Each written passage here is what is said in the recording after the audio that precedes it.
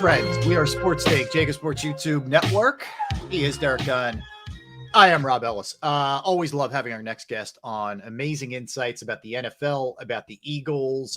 Always incredibly well connected. You could follow him on Twitter at Caplan NFL. Does an amazing job with our buddy Jeff Mosher, Inside Birds. What's happening, Adam? Guys, good to be with you. It's been a while. By the way, I love the artwork behind you, man. So that is my auxiliary studio. I'm not in my TV studio today, which is around the corner. But this is my wife. This is where I actually do all my work. So my wife said, "You don't have windows here. You have to have something in the background." We both love dogs, so that is it, Robin. By the way, I'm glad you brought up the background. The Doc Larry Bird choking exhibition. Those of us who are old enough to remember, like you and I, we grew up here. Yep. Yeah. You got knows he's a basketball guy, and I see Ben Eric in the back. Well, great background. Yeah, thank you, Adam. I appreciate it, man. I get it all, man. I love the backgrounds. It's so funny you did it because no one ever. I don't do a lot of shows here, but I'm doing like 50 things today. So I'm like, all right, let me keep going here.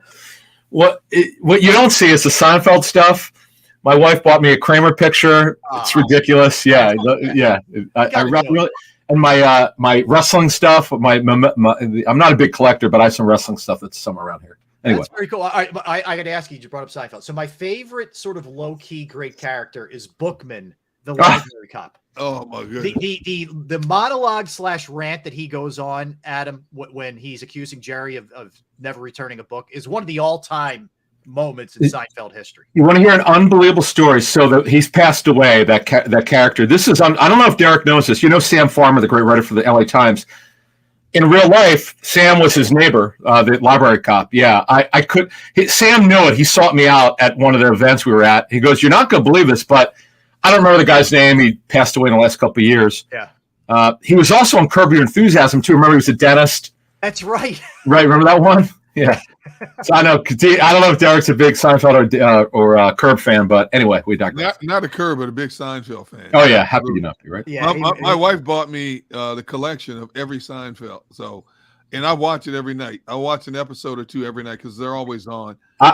You're not going to believe this one. I actually hated them when I was growing up. Because this is I talk about digress. We're going to get to the Eagles in a second, we promise you. But I actually I could not stand my girlfriend that I was going out with, and she loved Seinfeld, so I decided to hate Seinfeld. Okay. It's a true story. You brought it up. I like to make people laugh every once. It's so stupid. Yeah. It's when we were I don't know about you guys. When I was in my 20s, I was incredibly immature, but somehow I became a reporter. I have no idea how. There you go. By the way, I tell people the same thing. Yeah, the guy's name was Philip Baker Hall. Yes, he's passed away. Yes. Yeah, but he was great. Anyway, I'm sorry, but Derek, why don't you ask a real question? I'll get off my Seinfeld nonsense for Adam. There you go. You know, Cap, we haven't had a chance to talk to you, man, since the draft, and so I got to get your general perspective on what the Eagles got. You know, especially the first two picks they picked up. I think a lot of people were surprised Jalen Carter was still sitting there at 9, and of course Nolan Smith was just falling into their lap at 30. Yeah, so the one that surprised me, Derek, was Seattle. I did a mock draft for Pro Football Network. Yeah. And I know Seattle pretty well, dealing with them for over 20 years, and they're willing to take character risks on players. And it just so happened that the number one need guys for the Seahawks was defensive tackle. So them passing them up, I'm like, we put it on our show, I guess, whatever day that was, Thursday morning, because Mosher goes, okay, who's it going to be? Said it's going to be Jalen Carter if he's there, but I don't. As you just said, I didn't expect him to be there at 10. I know it. Yeah. People said, "Oh, like the club said they never expected the player to be there," but it did kind of surprise me when Seattle passed on him. Like, okay, the Eagles. I'm not saying they know something other teams don't, but he's passing their test and he's not passing other teams' tests. But that's what happened. Interesting. Yeah. Well, how about Nolan Smith too? Was this just a matter of teams concerned about the size thing, and the Eagles feel confident because they've been down this road with Hassan Reddick and know how to utilize that sort of skill set better? So, Rob, I would say yes. He was a tweener. He's not really a 43 stand-up. He's not a 43 D end. He's more of a stand-up outside linebacker in a 34, which the Eagles run.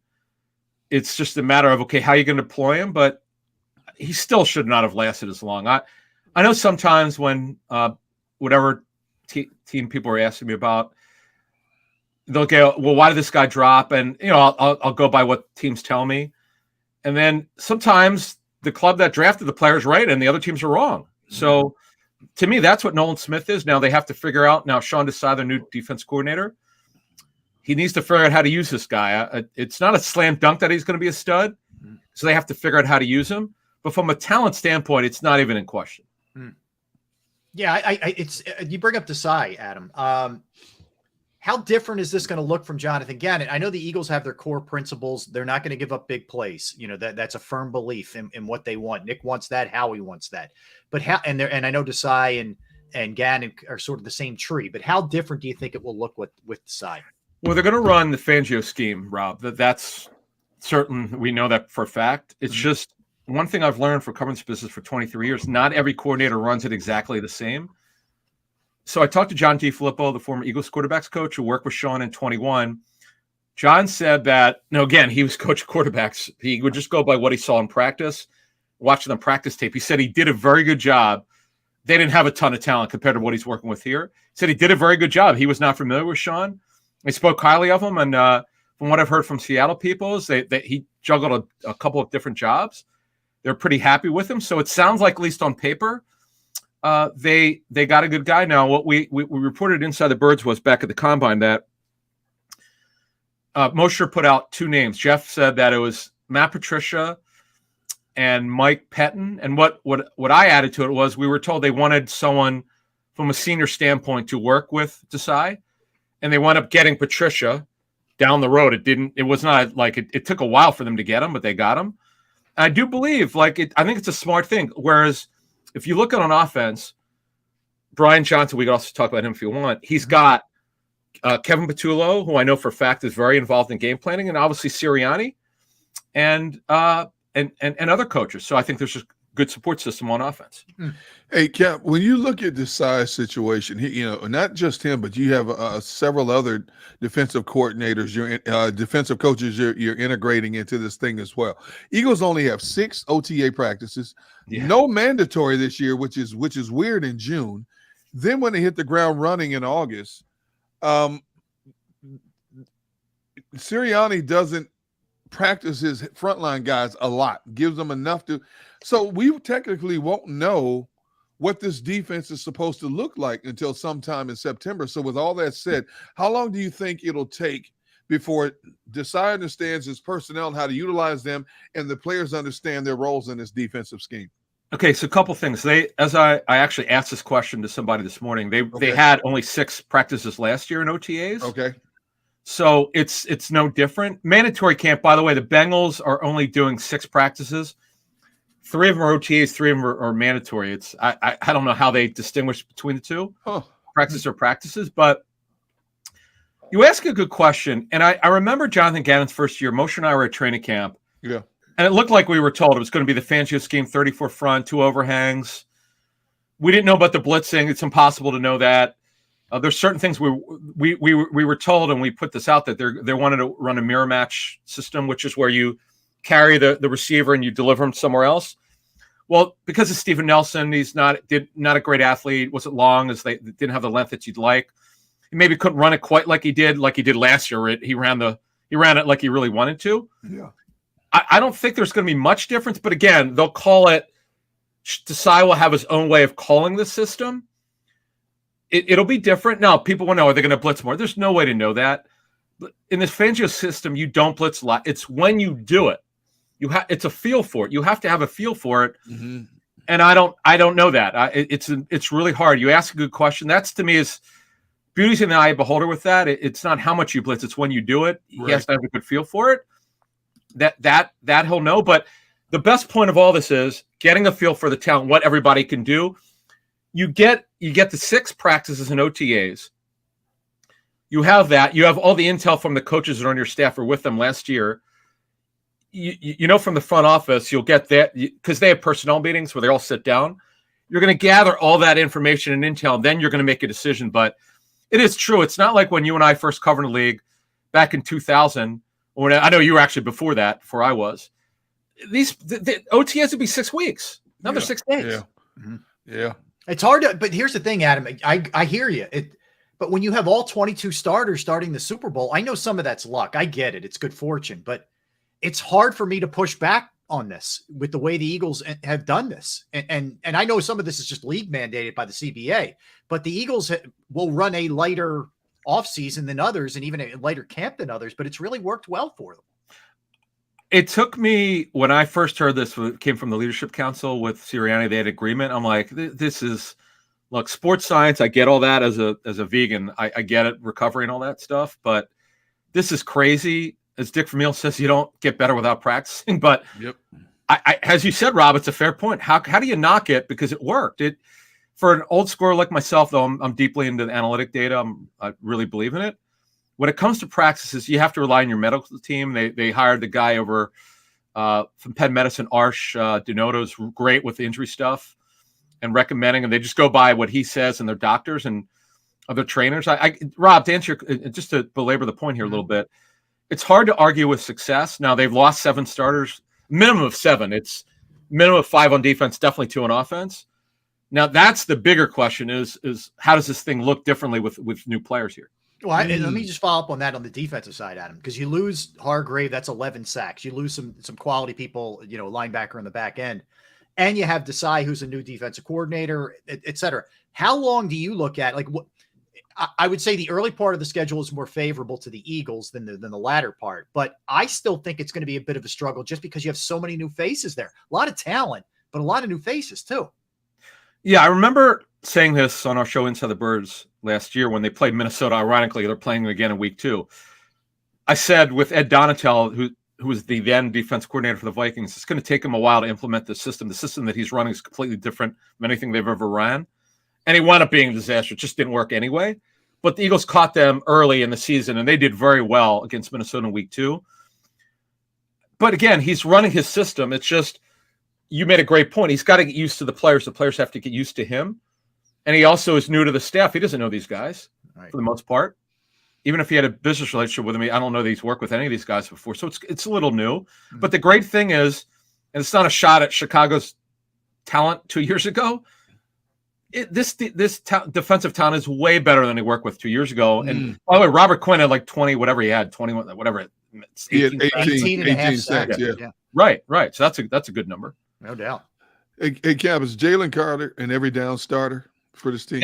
It's funny. That is really part of our off-season shows here on Inside the Birds. We actually talked about that because it's Cox, it's Carter, it's Jordan Davis, Milton Williams. We know that's the top 4. And maybe Kentavious Street. Well, Kentavious Street should make it as the 5th. Okay, so you've got your true nose, and Carter's really more of a 3. Jordan Davis is going to be the nose. Now the question is, though, from what I've heard for 2 months now, is he's in great shape, but that's fine that he's lost weight. But what's his conditioning like? Yep. We're not going to know that till training camp. But so what's the rotation going to be like? That's the greater question. Should it be Carter and Cox and not really playing with a true nose? Well, by the way, they generally start in this last year in every game, pretty much every game consistently. They started the first play of the game was 3 defensive tackles. So it would be Cox, Carter, and Davis. Okay. Now, how many snaps they play, I couldn't tell you. We're about to get to June 1st, but we're a little bit early here. Adam, we always, when we mention the hierarchy in the NFC, it's Eagles, it's Niners, it's Cowboys. A, would you agree that that's the order? And B, is there another team we should be mentioning when we're talking about the NFC? No, basically the talks I've had with NFL people has been, it's like Philly, it's San Francisco. Detroit's an up-and-coming team in my power rankings for InsideTheBirds.com. I think I might have had them at 8 or 9, which is probably a little bullish. Yeah. But I'm very high on them. But the elite teams, Buffalo, Kansas City, Cincinnati, I can't believe I'm saying this, but I completely missed on Jacksonville last season. I told people when I did over-under projections, though I got more than 50% of them right, I had under 5.5 wins. I couldn't believe what they did. You got to put them up there. Baltimore's going to bounce back. They've added a lot of talent. A little shaky in the secondary. Miami's super loaded. So the AFC guys is clearly, in terms of depth of teams, is better than the NFC. Yeah.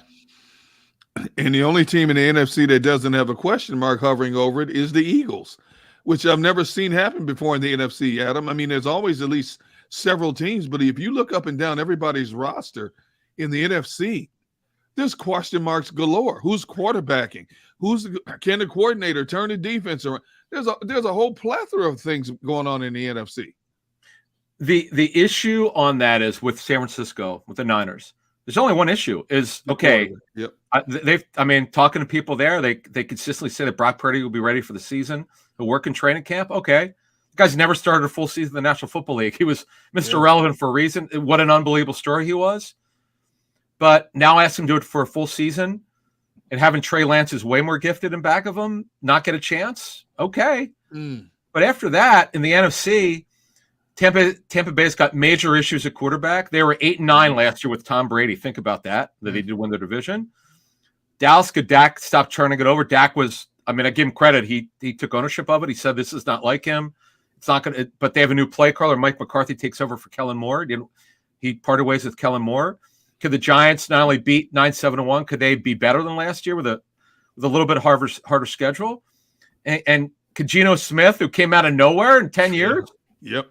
How does that happen? That was it might be the most surprising thing of all of last. There was a lot of stuff that Jacksonville, as you mentioned, some other things, but Geno resurrecting himself, I absolutely didn't see. Adam, you confessed to Jacksonville. I thought Seattle was going to stink. Let me tell you a story about. I'm going to go back to 2013. Okay, I'm working on a story that Geno Smith's going to be Eagles quarterback. Literally, this was Chip Kelly's guy. Okay. I had it put on my laptop. I'm waiting to, I'm going to keep it in my side pocket for 2 months. They go to his pro day. I find out for 3 people, they're not going to draft him. I'm like, what? And there are all sorts of stories about him, not specifically with the Eagles, but other teams. He didn't interview well. I'm assuming that's what happened. Again, this is 10 years now. But I was talking to a GM earlier this season. I said, hey, why didn't you look at this guy last year? He goes, wait a minute. He goes, no one wanted him. Because if we would have known he would have been this good, we would have absolutely looked at him hard. Nobody did. Seattle, they thought that Drew Lock was going to beat him. Yeah, that was part of the Russell Wilson trade. How do you know, this league, man? Right when you think you got to figure it out, you don't know. That's why we love it so much. Adam, any I personally, Derek and I have talked about this. We don't think so, but any chance they kick the tires on DeAndre Hopkins, or is he just way too? No, I addressed it on in a radio interview because I know how these things work. You never say never, Rob. Think about it this way. Let's say this. Now I know he changed agents, but let's say this goes on. Let's say he doesn't get signed this week, and his money comes down to like $5 million. How the hell do you pass this guy up? Right. Now right. The problem with this kid is he's turning 31 next month, but when it comes to D-Hop, and I'm not saying specifically with Philly, but if he's going to go somewhere, he's a backup. He would not start here, no matter what people say. He would not start here. Mm-hmm. How do you justify him being happy? And then, of course, you got to make the guy happy. I just don't think he could work here because they could say all the right things, but you guys know, how could a guy like that go from being a big-time starter to being a backup? Because he better than Olamide Zaccheaus? Yes. He's better than Olamide. Well, I just think too, Adam, to your point, if he's doing a bet on himself contract for 1 year, he's going to want to go somewhere where he's going to be a volume catcher, not where you already have AJ and Devontae Smith, which is your right. He just lost. Limited. Yeah, he just lost around 19.5 million. So yeah, for sure. Do you like the Eagles' backfield better than what they had last year with the addition of the two guys? Yeah, this is a real interesting situation here because if you look at this group. Is Miles Sanders better than those guys? Yes. And the Eagles don't throw their backs very much, but when you look at DeAndre Swift, you don't. I get it. They didn't give up a lot to get him. In future 4, and actually 25 fourth round pick, if I'm not mistaken. He's on the final year of his deal. I get that, but this guy's a terrific pass catcher. He's shifty. He's very good around the goal line. I know he's not the biggest guy. He's had an injury history. That's why the Lions wanted to get rid of him, but he's talented. Rashad Penny was unbelievable 2 years ago. He was a leading rusher, I think, for maybe 5 weeks in the NFL in 21. And these guys are playing for their careers here. They want to go somewhere and be the guy or revive their careers. It's going to be a committee. It really wasn't really a committee with Sanders, but it's going to be a committee here. I don't see anyone being the guy where the one guy gets 18 touches a game. I don't see that. But to answer your question, if Penny could play like 12 games. And don't forget Trey Sermon. I know privately I've been told now since like October these coaches love Sermon. He was a 3rd-round pick, so it's going to look different. To answer your question, it's actually a great topic. It's going to look different. Adam, you brought up Brian Johnson a little bit earlier, and I think we all sort of do the hey, the offense isn't going to skip a beat. They're going to be great, etc. There are some questions. Running back, one of them, the guard spot. We don't know if it's going to be Juergens or Steen. And it is the first time in the NFL, at least, that he's an offensive coordinator. Should they not skip a beat just simply because they have the quarterback and so much talent? No, it's a fair point. A couple things. Jack Driscoll, don't forget about him. He's the fallback option. I'd be very surprised if Juergens won it. He's more. Remember he had 2 years at Nebraska as a offensive lineman. Now it's 4. This will be his 4th year as an offensive lineman. To ask him now to change positions again, I know he got cross-trained last season. I put him as third. I mean, really? The job's open. There's no doubt. But my favorite's been Steen. Fall back to me is Driscoll. And then you look at the offense. Here's the thing, guys. Sirianni will help. I'm told that Kevin Patullo's as one source said, he's the secret sauce to the game planning during the week. He's really good at it. And I know there was another team involved had very strong interest in looking at him potentially being hired away. So he's a guy that's respected around the league. So is Brian Johnson. And we reported on Inside the Birds, the Panthers and other teams were told, don't bother putting a slip in because the Eagles are going to promote him as OC. So and look, he's a smart guy. He's known Jalen Hurts for almost half his life. But play calling's an art. I've always said that. Until you've done it at this level, I know he did it at Florida, but he's got to do it here. You don't know, but there's a great support system. I'm in the minority here. I don't worry about the offense. It's the defense. Right. I'm more concerned, guys, about the defense of the offense. Yeah. Of all the people you talk to around the league, Adam, how is Nick Sirianni perceived around the league? I would say we're being honest here. I think shocked. Some people are shocked. I'm pretty tight with a couple coaches who've worked with him in the past, whether it's Kansas City or Indy, and they were not sure if Nick would be ready. They thought he'd a little bit more, I don't know what the word, maturing or a little bit seasoning. Yeah, right. Better word. Thank you. One guy in particular loves Nick, but he said he just didn't think he would be ready, and he said he told me about the connecting stuff. That turned out to be very true.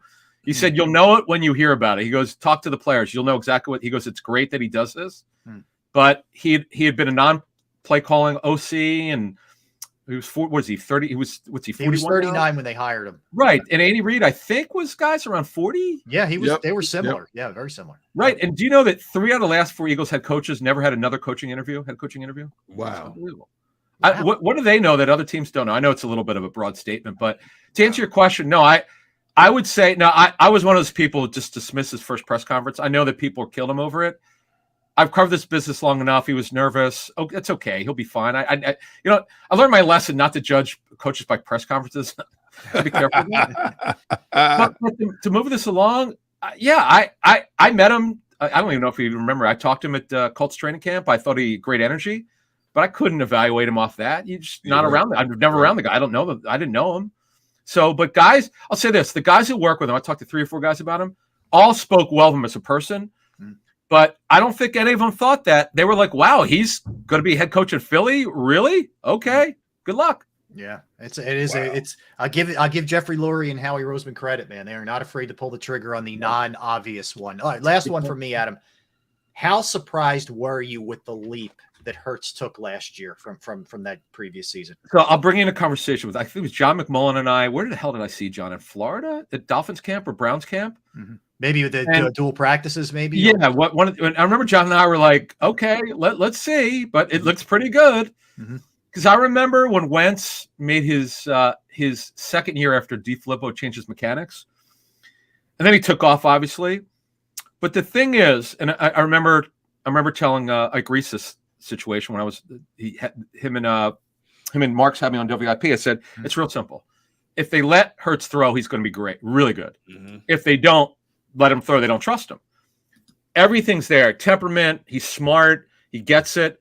But you saw they wouldn't let him. They stopped letting him throw because he wasn't ready. Nick came out and wanted to throw the football in 21. It didn't work. So smartly pulled back. I give Sirianni credit for most coaches wouldn't do that. They want to, hey, this is what we're doing and too bad, you know? That's right. And then and Jalen's hard work and temperament. I know people don't think this matters, but it sure as hell matters to me. When you're a coach's son, talking to coaches, you see the game differently. You understand the work ethic.